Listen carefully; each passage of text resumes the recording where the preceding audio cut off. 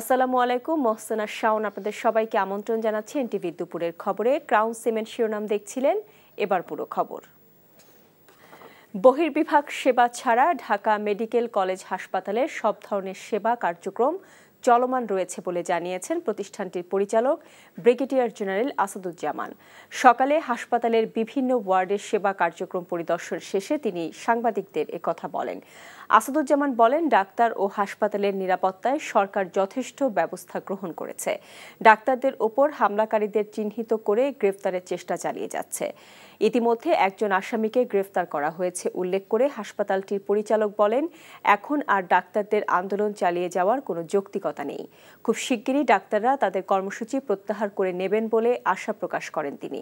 এদিকে ডাক্তারদের ওপর হামলার ঘটনায় জড়িত থাকার অভিযোগে সোমবার ভোরে গাইবান্ধা শহরের বাস টার্মিনাল এলাকা থেকে সঞ্জয় পাল নামে এক আসামিকে গ্রেফতার করেছে পুলিশ। বিষয়টি নিশ্চিত করে গাইবান্ধা সদর থানার ভারপ্রাপ্ত কর্মকর্তা জানান, সঞ্জয় পালের বিরুদ্ধে শাহবাগ থানায় মামলা রয়েছে। খুব শিগগিরই তাকে ঢাকায় হস্তান্তর করা হবে বলে তিনি জানান।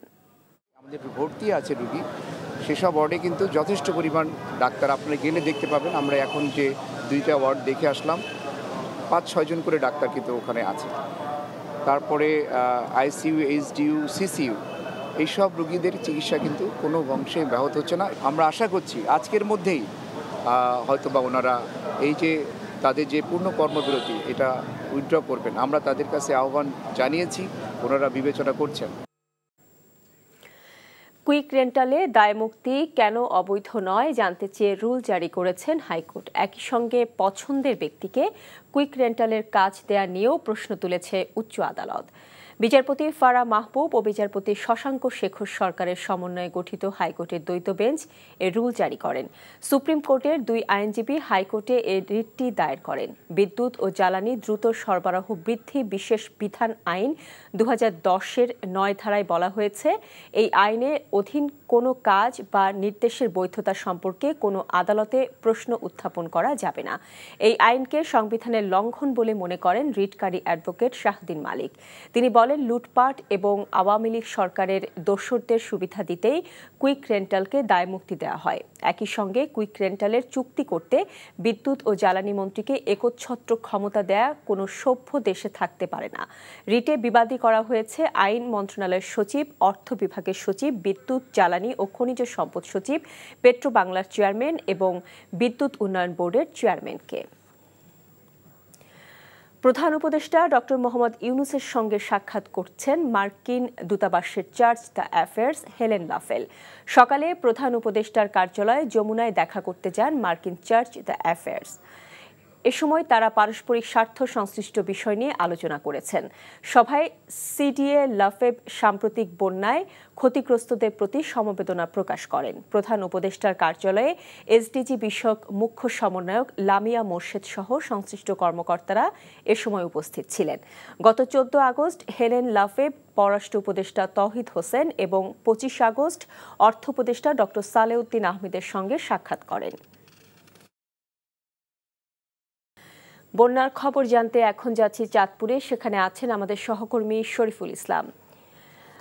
শরীফুল, চাঁদপুরে বন্যার পানি কি নামতে শুরু করেছে, আর একই সঙ্গে আমাদেরকে জানাবেন যে মানুষজন কি ঘরে ফিরতে শুরু করেছেন কিনা?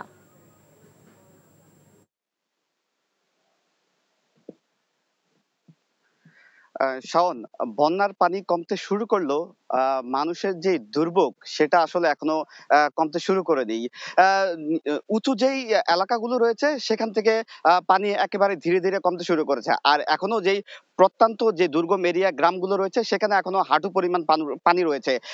আমরা আশ্রয় কেন্দ্রগুলোতে খোঁজ দিয়েছি, যে সকল আশ্রয় কেন্দ্রের আশেপাশে মানুষ পানিতে নিমজ্জিত ছিল তারা ধীরে ধীরে যাওয়া শুরু করেছে। এখনো যারা দুর্গম এরিয়ার মানুষ মূলত তারাই আশ্রয় কেন্দ্রে প্রবেশ করছেন, এখনো আছেন। তো তারা এখনো যেতে আরো 2-4 দিন সময় লাগবে। তাদেরকে পর্যায়ক্রমে আসলে যারা ক্ষতিগ্রস্ত হয়েছেন তাদেরকে পুনর্বাসন করা হবে। শাওন, এই যে বন্যা চাঁদপুরে হয়ে গেল, যে বন্যাতে মূলত মানুষের ঘর বাড়ি, ব্যবসা প্রতিষ্ঠান, ফসলি জমি, মৎস্য যে খামার রয়েছে সেগুলো প্রচুর ক্ষতিগ্রস্ত হয়েছেন। এই ক্ষতি আসলে তারা কবে পুষিয়ে তারা আবার নতুন উদ্যমে কাজে ফিরবেন সেটা এখনো তারা জানেন না। তবে তারা বলেছেন যে কাজে ফিরবেন, নতুন করে আবার শুরু করতে চান। এই মুহূর্তে তারা ত্রাণের বদলে মূলত চাচ্ছেন তারা কর্মসংস্থান এবং হচ্ছে যে পুনর্বাসন। তাদের যে বাড়িঘর রয়েছে সেগুলো আসলে এখন ক্ষত বিক্ষত রয়েছে, তার পাশাপাশি সড়কগুলো একেবারে ক্ষতিগ্রস্ত রয়েছে। এই যে ক্ষতিগ্রস্ত হচ্ছে তার পাশাপাশি সংস্কার কিংবা পুনর্বাসন সেটা কবে নাগাদ হবে তারাও বলতে পারছে না। মূলত তারা ত্রাণের থেকে এখন হচ্ছে যে পুনর্বাসন যেই সকল ঘর বাড়ি ক্ষতিগ্রস্ত রয়েছে তারা সেটাই এখন মূলত চাচ্ছেন। তো আমি দেখেছি যে যেই সকল গ্রামগুলো রয়েছে খাল বিল থেকে পানি কিন্তু পর্যায়ক্রমে সরে যাচ্ছে। গত 2 দিন ধরে যদিও কিছুটা মাঝারি থেকে ভারী বর্ষণ হচ্ছে, তাতে কিন্তু আসলে ততটা জলবদ্ধতা বাড়ছে না। তো এই ধারাবাহিকতা যদি থাকে তাহলে হয়তো মানুষের দুর্ভোগটা অনেকটাই কমে আসবে। বিশেষ করে হচ্ছে যে তারা যেই কর্মক্ষেত্র ছিল সেটাতে তারা মূলত হচ্ছে যে ফিরতে চান। তো জানছিলাম বন্যার খবর। বানের পানি না জানি আর কত কি কেড়ে নেবে, বুক থেকে এমন শঙ্কার পাথর নামছে না লক্ষ্মীপুরের রামগতি, কমলনগর আর রামগঞ্জের বন্যা কবলিত মানুষের মন থেকে। ভেঙে গেছে লক্ষ্মীপুরের সংযোগ সড়কও। রনি রায়হানের ক্যামেরায় রিপোর্ট করছেন হাসান মাহমুদ।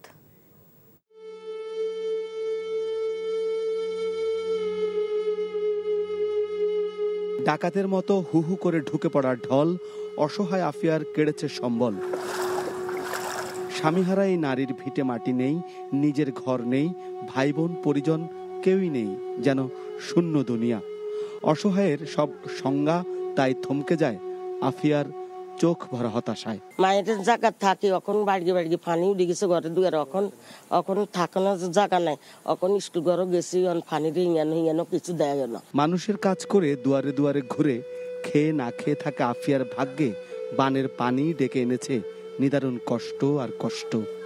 প্রতিবন্ধী একমাত্র মেয়েটার জন্যই আফিয়ার সব চিন্তা তুলে রাখা। আমার একটা মাইয়ে আছে প্রতিবন্ধী, আমার ঘর বাড়িও নাই, আমি থাকি পারে পারে এখন পানি আর জায়গা থাকি স্কুল ঘর সাপি নাই, কত বছর চলে গেছে। আফিয়ার দিকে তাকাবার সময় কোথায়? লক্ষ্মীপুরের রামগঞ্জের কাজিরখিলের সব বাড়িতেই তো বানের পানি। তলিয়ে গেছে কবরস্থান, মাছের ঘের। চৌমুহনী থেকে লক্ষ্মীপুর যাবার প্রধান সড়কও তো গেছে ভেঙে। 1 থেকে 1.5 কিলোমিটার সামনে গেলে আপনি দেখবেন যে 7 থেকে 8টা গাড়ি ওখানে উল্টে রয়েছে। এক টাকা দাম আমার মাজা পরিমাণ। পানির জন্য রাস্তা কি খাদাচ্ছে না কি আছে কেউ তো দেখেন নাই। গাছপালা যা কিছু আছে সবকিছু ভেঙে একদম এদিকে পানিতে নিয়ে গেছে। এখন যে আমাদের দুর্ভোগ, আমাদের এলাকার ছোট ছোট বাচ্চা ওরা যেতে পারতেছে না। মানুষের পায়ে হাঁটার সড়ক এখন পানির নিচে, তাই রাস্তার উপর দিয়েই চলছে নৌকা। এমন অবস্থা রামগঞ্জ, রামগতি কিংবা কমলনগরের পুরো এলাকা জুড়েই। এখানকার মানুষ চায় বানবাসীদের সাহায্যার্থে অন্যরা এগিয়ে আসুক।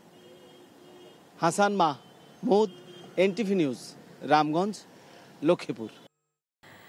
আওয়ামী সরকারের সাবেক পররাষ্ট্রমন্ত্রী মোহাম্মদ হাসান মাহমুদ সহ 18 জন মন্ত্রী ও 8 জন সংসদ সদস্যের দেশ ত্যাগে নিষেধাজ্ঞার আদেশ দিয়েছেন আদালত। সাবেক আইনমন্ত্রী আনিসুল হক, সাবেক পররাষ্ট্রমন্ত্রী মোহাম্মদ হাসান মাহমুদ, সাবেক বাণিজ্যমন্ত্রী টিপু মুনশি, এলজিআরডি মন্ত্রী মোহাম্মদ তাজুল ইসলাম, সাবেক ধর্ম বিষয়ক মন্ত্রী ফরিদুল হক খান, বস্ত্র ও পাট মন্ত্রী গোলাম দস্তগীর গাজী, সাবেক তথ্যমন্ত্রী হাসানুল হক ইনু, বিদ্যুৎ, জ্বালানি ও খনিজ সম্পদ মন্ত্রণালয়ের সাবেক প্রতিমন্ত্রী নসরুল হামিদ বিপু, সাবেক আইসিটি প্রতিমন্ত্রী জুনায়েদ আহমেদ পলক, সাবেক দুর্যোগ ব্যবস্থাপনা ও ত্রাণ প্রতিমন্ত্রী ডক্টর এনামুর রহমান সহ 18 জন মন্ত্রী ও 8 জন সংসদ সদস্যের দেশ ত্যাগে নিষেধাজ্ঞা দেওয়া হয়েছে। দুর্নীতি দমন কমিশনের আবেদনের প্রেক্ষিতে এই আদেশ দেয় ঢাকা মহানগর দায়রা জজ আদালত। নগদ নিবেদিত অর্থনীতির খবর। আগামী মাসের মধ্যে চলমান অর্থ বছরের বাজেট রিভাইজ করা হতে পারে বলে জানিয়েছেন অর্থ উপদেষ্টা ডক্টর সালেউদ্দিন আহমেদ। সকালে সচিবালয়ে এক বৈঠক শেষে একথা জানান তিনি। এছাড়া বাজারে 5, 10 ও 20 টাকার কাগজি নোটের অবস্থা নাজুক থাকায় দ্রুত এগুলো পরিবর্তনের ব্যবস্থা করা হবে বলে তিনি জানান। বাজেটের সাথে কি কি করা যায় করে আমরা অহেতুক অপচয় বা অহেতুক যে সেগুলো আছে সেগুলো আমরা ডেফিনেটলি যুক্তিসঙ্গত করব।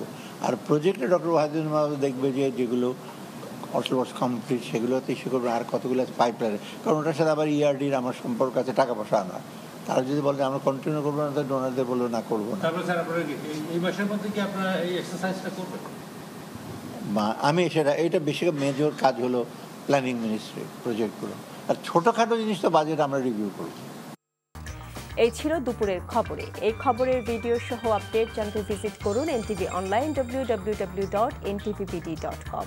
এছাড়াও এনটিভি জনপ্রিয় সব অনুষ্ঠান ও খবরের আপডেট জানতে ভিজিট করুন আমাদের ইউটিউব ও ভেরিফাইড ফেসবুক পেজ। 5টায় দেশের খবর দেখার আমন্ত্রণ রইল। এতক্ষণ সাথে থাকার জন্য সবাইকে ধন্যবাদ।